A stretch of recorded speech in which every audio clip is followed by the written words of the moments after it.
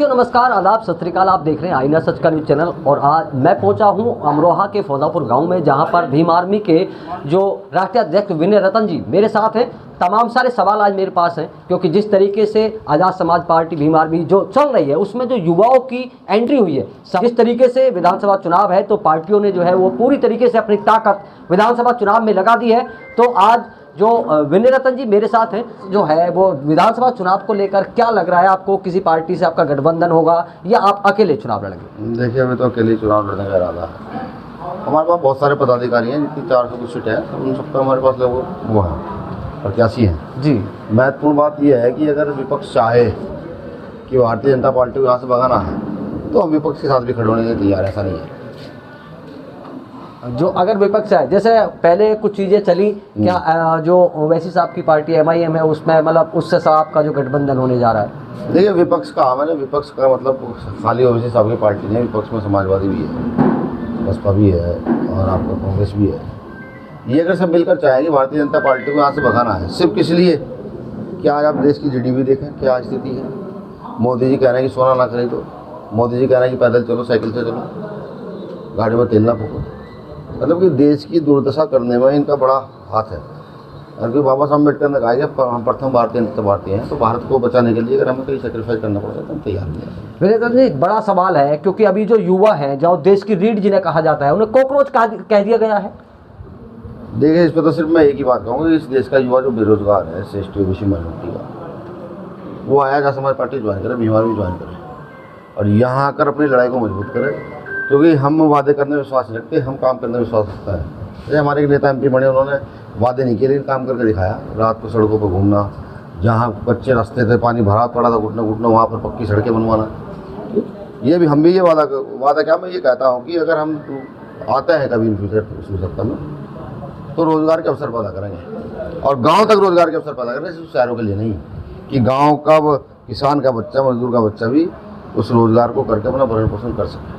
बहुत सारी टेक्नोलॉजी है जिसके जरिए काम किया जा सकता है, बहुत सारी प्लानिंग है जिसके जरिए काम किया जा सकता है। लेकिन ये भारत का दुर्भाग्य है कि यहाँ धर्म पर तो काम होता है, यहाँ टेक्नोलॉजी पर काम नहीं होता। ठीक है, यहाँ धर्म के चक्कर में आदमी मार दिए जाते हैं, जिंदा लोगों का सम्मान नहीं होता। दुर्भाग्य है देश का। लोग गैस की लाइन में, पेट्रोल पे भी लोगों ने प्रतिक्रिया आ गई कि आपके इससे ज़्यादा पेट्रोल नहीं खरीदेंगे।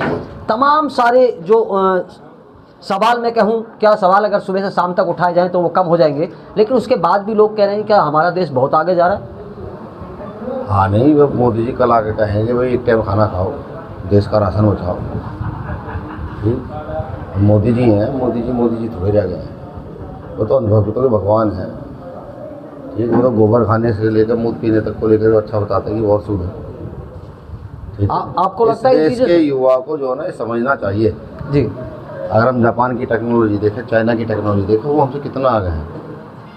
ठीक, लड़ाई में हमसे कम है, आबादी में हमसे कम है। नेपाल देख लीजिए ना, नेपाल के अधिकतर लोग अगर भारत काम करता है जी जी, लेकिन नेपाल के लोगों के दिमाग खराब होते हैं, कुछ सरकार बदल देते हैं। सबसे पहला प्रहार करता है शिक्षा पर, प्राइवेट शिक्षा बंद, शिक्षा का एकीकरण कर देता है जो देश की रीढ़ है। और भारत में आप अपने बच्चों को पढ़ा कर दिखा दीजिए, मुझे पढ़ा नहीं सकते अच्छे स्कूल में, 10,000 फीस दे नहीं सकते आप। बंगाल चुनाव जैसे हुआ है, जिस तरीके से वहाँ नतीजे आए, नतीजे आने के बाद वहाँ के कई सारे वीडियो ऐसे वायरल हुए जहाँ पर BJP के झंडे उसमें दिख रहे हैं और मारपीट चल रही है, दुकानों को तोड़ दिया गया, फोड़ दिया गया। इस तरीके के वीडियो काफ़ी ज़्यादा जनता का फैसला सर्वोपरि होता है जी। आज़ाद समाज पार्टी भीम आर्मी किसी प्रकार की हिंसा का समर्थन नहीं करती है। जनता का फैसला सर्वोपरि, जनता जो फैसले किया वो अच्छा ही होगा। ठीक, हाँ ये ज़रूर है कि जैसे BJP ने पूरे देश की स्थिति रखी है, BJP बंगाल में चली गई है, तो मुझे लगा बंगाल का भी वो बंटाधार कर ही देंगी, ये तो तय है। और देखिए, रही मारपीट की बात, BJP सत्ता में आई है, UP में सत्ता में आई थी, यहाँ के उन्होंने ऐसा ही किया था, लोगों को परेशान करना शुरू किया था। वहाँ पर जाकर ऐसा क्या होगा, विपक्ष दबा नहीं होगा। क्यों दबे विपक्ष? तो कुछ ना कुछ टकराव हुआ होगा, यही कारण होगा। तमाम सारे सवाल मैंने विनय रतन जी से पूछे, उन्होंने बेबाकी से मेरे सवालों का जवाब दिया। दोस्तों, अगर हमारा ये इंटरव्यू आपको पसंद आए तो चैनल को लाइक करिएगा, सब्सक्राइब करिएगा। क्या आप भी अपने बिजली के बिल से परेशान हैं? तो आजाद इलेक्ट्रो इनोवेशन लाया है आपके लिए एक शानदार मौका। ना बैटरी की झंझट, ना बिजली की झंझट। बिना बैटरी के चलने वाला सोलर इन्वर्टर लगाकर आप अपने घर को एनवायरमेंट फ्रेंडली एनर्जी से रोशन कर सकते हैं और बिजली के बिल में अधिकतम बचत कर सकते हैं। ये इन्वर्टर आपको डायरेक्ट सोलर पैनल से बिना बैटरी के सोलर एनर्जी का पूरा फायदा उठाने का मौका देता है, जिससे न सिर्फ आपका बिजली का बिल कम होगा बल्कि आप अपने एनवायरमेंट को भी बचा सकेंगे। ये इन्वर्टर 5 किलोवाट से 10 किलोवाट तक उपलब्ध है, जिससे आप अपने घर के बिजली से चलने वाले सभी उपकरण जैसे टीवी, पंखा, cooler, washing machine, induction, AC आदि को बिना बैटरी के डायरेक्ट सोलर पैनल से पूरे दिन आराम से चला सकते हैं। और हाँ, ये आपके घर पर लगे इन्वर्टर की बैटरी भी चार्ज करेगा। आज ये मौका जाने मत दीजिए, तो देर किस बात की, अभी संपर्क करें। पता Azad electro innovation, railway overbridge station road, Gajraula. संपर्क 99273 46975।